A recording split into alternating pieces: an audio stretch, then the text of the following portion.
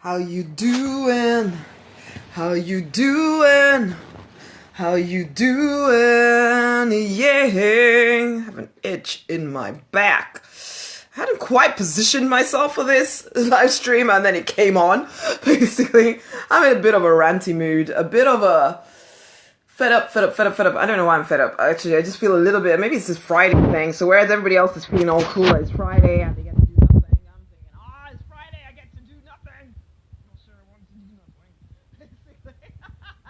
Anyway, I don't change my routine much actually. But this is it, okay. I just kind of got to thinking about Monopoly. Monopoly is one of those games that I grew up playing. I played it when I was younger. I played it quite a lot. Yeah, in Nigeria, it was one of those games that I played. I remember my aunt playing this with me once upon a time. And man, I hate this new sideways thing with this. I should have put this in my thing. Maybe I should put it in now. Or maybe I'll get there soon to talk about what I'm talking about here. Let's give this a try and see if I can fit it in whilst I am holding it. Sorry, it's going to get really close to me and I'm going to have my hand in the most random places. But I suddenly realized I don't actually want to hold this. So, yes, so Monopoly. I got to playing that when I was younger. I remember playing actually with a particular auntie and she beat me. It took, hello Maney, how you doing? It took hours to play this game with her and she beat me. She beat me so badly, I felt really bad. I was a very sore loser growing up. And one thing about Monopoly is this, there's only a limited amount of money in the game, okay? So once you run out of money, then somebody has to go bankrupt, the game ends, whoever has the most wins, and that's kind of it.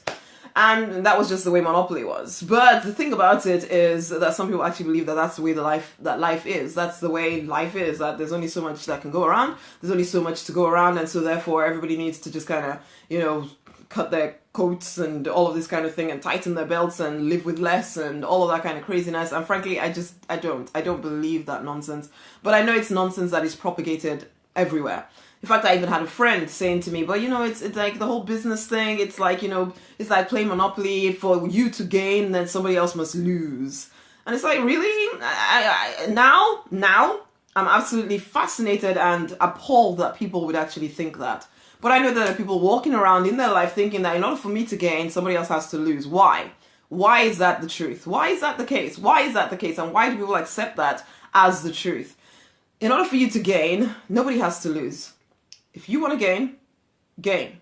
If somebody else wants to gain, they can gain too.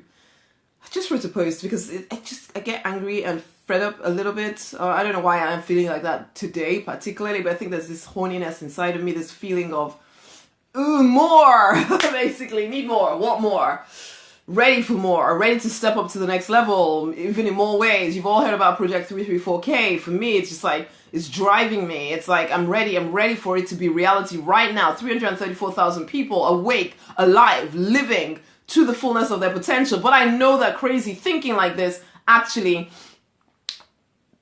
destroys people's ability to create the wealth that they're here to create, to do the work that they're here to do, because this is it. If you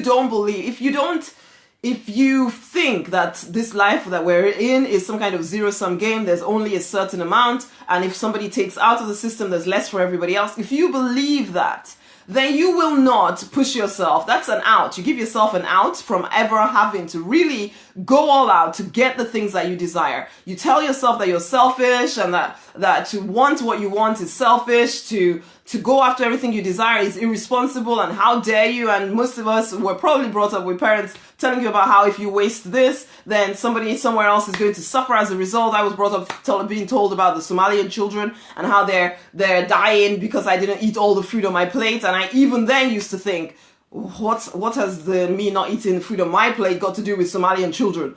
But somehow I took on this crazy thinking, and for a very long time, that was even my truth for a bit. I still remember belonging to a particular church and singing about how, the rich, and how you're not supposed to be rich, and all this kind of craziness. And it's just crazy. It's crazy the kind of thinking that people take on. And the unfortunate truth is that every time I come across that kind of thinking, these are people who are generally just over broke, okay? Some of them might be doing okay, but just about okay. And I ask you this, if you are just over broke or broke, how does that help anybody? How is that ever going to help anybody? Isn't that selfish? So you tell me on the one hand that you think you want to help this person, and you think that the rich people or whatever. And hopefully if you're listening to me, you're not one of those people, but just in case there's that thinking in the back of your head somewhere, can I speak to it? Because you need to get that handled. That is definitely one of the reasons I'm doing this brain training thing, because you really need to understand that you live in an abundant universe. Because if you do not understand that as a baseline of life for you, you will hold yourself back. You will give yourself an out. You will never have to go out of your way to actually try to make things any better, because you can tell yourself that, oh my gosh, if I get too much, then somebody else is suffering. That is rubbish. Absolute rubbish. If you get more, then you have more to give to somebody else. Surely that makes sense.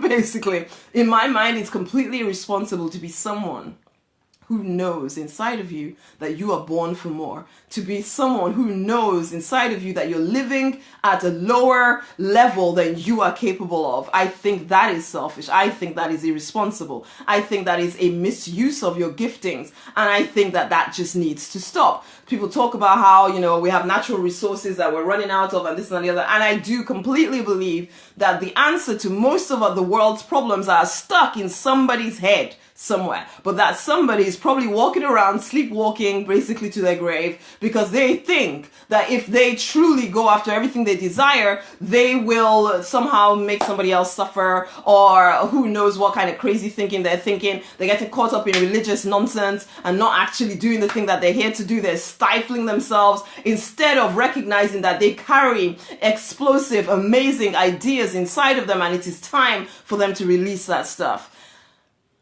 Are you that person? Walking around as though dead, even though you say you're alive. And this is the thing, the people I speak to, the people I'm speaking to right now, you know that you're born for more. You know that you're here not to suffer, not to keep just thinking about the dramas of your life and living in the struggle and all of that kind of stuff. And it just seems as if you never seem to be able to get ahead. But if I looked at where your action was taking you, would I see that you are pursuing a dream or your vision, or would I just see that you are maintaining the status quo? Yes, I'm sure you're working your socks off. Absolutely working your socks off for sure. I know it. You're working hard. But are you working hard on the right things, or are you working hard on the things that just about keep you just over broke? Are you telling yourself that, oh no, I don't need that much? It has nothing to do with anything, whether you need that much or not. It has everything to do with you living to the fullness of your potential.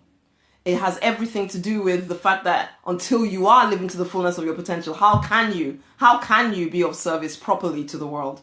If all your concern is, how am I supposed to get to the end of each month before somebody else pays me some money again? Or how am I going to make another sale just so that I can just about get by? If all of your energy is going to that, how the heck are you going to make an impact or a difference on this planet, really? Sometimes we just take this thinking, this crazy thinking, and just accept it as truth. When last did you really question what you're allowing into your brain? When last did you question how you're spending your time? Are you walking around half dead, telling yourself, oh, I'm trying to be selfless and holy and good and this and that and the other, when really you are called, you are here for a reason, supposed to be getting on, doing something amazing, and yet you keep playing small. And yet you keep playing small. And you know what? Even as I'm talking to you, I'm talking to me. And yet you keep playing small. There are things that you know that you're here to do that you're not doing because you are scared. And you can tell yourself all kinds of reasons and excuses. And this isn't about judgment. It's about let us wake up. It is time for us to wake up, because if we don't, who will? People looking to some government person or some who knows what to come and rescue them. Ain't nobody coming. Nobody's coming to rescue you. You are the savior here. Okay? You and the power inside of you, that is the savior. But will you wake up and start to use it? Yes, it's going to take some serious hard work, and hard work in a way that you haven't experienced before. Because as I said, I know you're already a hard worker. But it's easy to do the same stuff over and over again and come back home, you're all tired, I'm just going to sit in front of the TV and do nothing and this and that and the other because I need to chill. Really? Why do you need to chill? If you were doing work that actually empowered you, there'll be no need to, I need to chill. Yeah, of course you get tired, then you go to bed, you wake up full of energy, ready to move forward and do the thing that you're supposed to do. But when your whole life is just about maintaining drama, listening to everybody else's agenda, trying to appease everyone, trying to be the peacekeeper, trying to, just about stay alive, there's no energy to do the work that you're here to do. There's no energy left over to expand, to become more, to bring abundance into the world. And so yes, we all suffer as a result of the fact that you refuse to wake up because you're believing that this world we live in is some kind of zero-sum game. So at the back of your mind somewhere, there's part of you thinking, am I too greedy for wanting what I want? And so you just kind of, instead of look at that thought and really get rid of it so that you start to do the work that you're here to do instead of holding back because you're worried that if you really go full out and start to do everything that you're here to do, you might make too much money, basically. And then what? Oh my gosh, God might hate you. Or even your friends might, and they might. Most people find out that when they're doing better, that some of their friends drop away because they don't know how to handle the fact that you're doing better. But is that a reason to do less? Is that a reason to play small? But just coming back to the heart of what I'm trying to say here, this world we live in is not a zero sum. You can, from a very practical point of view, for goodness sake, I know banks are printing money up left, right, and center. So I can tell you right now, money is never going to run out. Inflation may go up, but money isn't going to run out. But this is it. Every single person on this planet is here with a particular piece of the puzzle. If we would just wake up and start living out that piece of the puzzle, there would be abundance for every single person. I personally believe that we live in an abundant space. I live as though I live in an abundant space. I expect more to keep flowing into my life. And I want you to start to expect the same thing because then you are released to do the work that you are here to do rather than just doing the work you think you have to do in order to keep your head above water. You are born for more. Are you ready to step into it? Or are you going to keep waiting and thinking and wondering whether it's your right to have this? Yes, it is your right. It is your birthright that you live in abundance, that you live an expanded, awesome life. Are you ready to accept it though? That's all. Guys, I want to invite you for the brain training starting on Monday, okay? You need to change the way you're looking at the world. You need to change what is staying in your mind. And you and I, 8 weeks, boot camp. Let's boot camp your brain. Hey, Claire. You're very welcome, honey. Let's boot camp your brain to start changing how you're looking at things. Ooh, that carries on to say, and then the things you look at change, basically, because that is the truth. Once you start to change, instead of coming from a place of lack, you're coming from a place of abundance, everything changes. You start to see opportunities where you didn't see opportunities. You start to see that actually there are possibilities. Anything could happen. Whereas right now, maybe you're trapped in feeling like, oh my gosh, I'm just cycling the same pattern over and over again. Let's break you free. It's rosemarynonny.com/brain training. It is time that you started to think rich. And when I say rich, I'm talking about every area of your life. Okay, and you know what? I don't even care. I'm not even qualifying it. Think what you like. Think rich. It's time to act rich. It's time to get rich. Okay? It is time. It is time. It is selfish not to. Okay? Literally. It is selfish not to. So go right now to Rosemary Nonny Night. Where are we? Trying to type it in. rosemarynonnynight.com /brain training. Go join in. If you're an awesome member of the Deliberate Millionaire, then there is a special code for you. It's in the group, so go find that one. But for everyone else, it's rosemarynonnynight.com /brain training. It is time that you turned your brain around to start thinking for success. Start thinking for creating wealth for you, your family, your community, and the rest of the world. It is only as you spirit-driven entrepreneurial leaders, you guys listening in to me, whether you identify yourself as that as not or not, you know that you get angry at the injustices sometimes that you see around the world. What are you doing though? And you're not doing as much as you could do because there is fear inside of you, because you're coming from a place of lack. Just because you haven't done something yet doesn't mean that you will never do it. It just means that it's time to change the way you're looking at the world so that you start to take the actions that will get you the abundance that you know is yours, okay? You keep playing it down because it feels a little bit as if you're deluded to think that you could go for the big things, but you can. Just because nobody you know has done it yet does not mean that you cannot do it.